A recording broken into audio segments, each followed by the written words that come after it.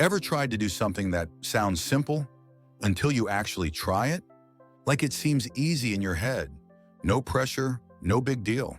And then reality hits you in the face? Yeah, that's what this is. Because today I'm going to walk you through what really happens when you go 30 days without buying anything new. No clothes, no gadgets, no random Amazon must-haves, no treat-yourself purchases, nothing. And trust me, it's a lot more intense than it sounds. Let's start with the moment it really begins. Not day one, not when you write the rules down. It begins the second your brain realizes, wait, I can't buy that. And suddenly everything starts looking tempting. Stuff you haven't thought about in months. A coffee mug, a new hoodie, a kitchen gadget you don't even need. You walk into a store and somehow everything whispers your name like it's alive. And that's when it hits you. Most of the things we buy, we don't buy because we need them. We buy them because they're there. So day one feels a little weird. Day two feels annoying. Day three, that's when the withdrawals start. Not financial withdrawals, dopamine withdrawals. You realize buying things gives you tiny emotional hits. Quick highs, little sparks of, ooh, that feels good. And now, all those sparks are gone.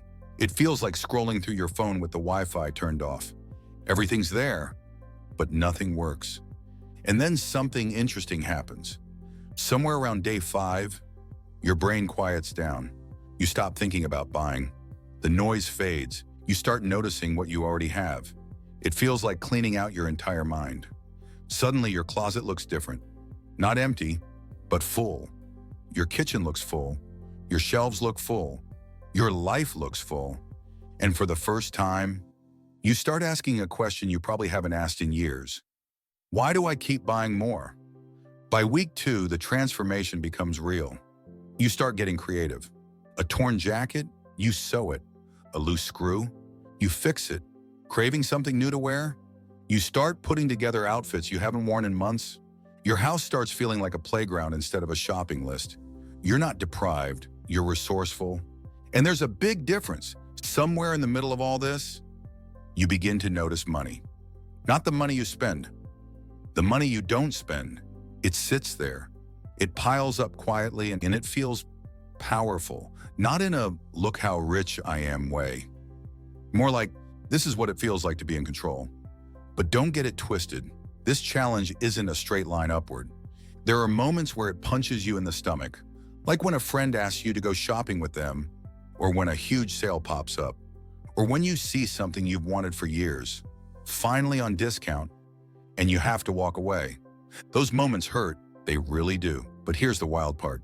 Every time you say no, you feel a little stronger. Not because you're restricting yourself, but because you're protecting yourself. By week 3, the entire world looks different. You don't crave things the same way. You don't get that urge to fill your cart with stuff just because you're bored. You don't chase excitement in the form of cardboard boxes on your doorstep. Instead, you start chasing real moments.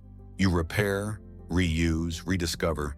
You get creative with what you have. You start enjoying your space again. And slowly, almost invisibly, your mental clutter fades too. The biggest surprise is you become calmer.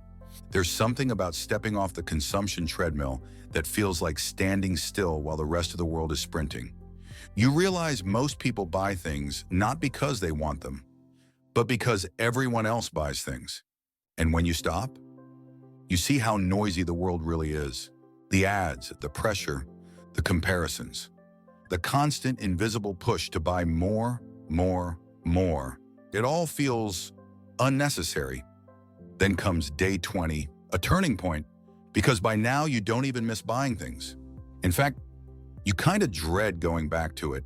You feel lighter, freer, more human, less controlled by your impulses. You stop seeing shopping as entertainment or stress relief or a reward, and you start seeing it as a tool. Just a tool. And suddenly, day 28, day 29, you're in the last stretch. You start thinking about day 30. You start imagining that moment where you're allowed to buy something again. But here's the twist. Most people don't buy anything on day 30. They don't want to, because the whole point wasn't to punish yourself. It was to wake yourself up. And by day 30, you're awake, really awake. You look around and realize you already have enough. You always did. You just forgot because the world keeps telling you otherwise. And when you finally make it to the finish line, you don't feel deprived. You feel powerful. You feel intentional, clear, calm, free. Not because you saved money, though you did. Not buying, though you absolutely did. But because you finally proved to yourself, you don't need more to live more. And that's what 30 days without buying anything new really is. Not a challenge, not a restriction, but a reset for your mind, your habits, your space, your life.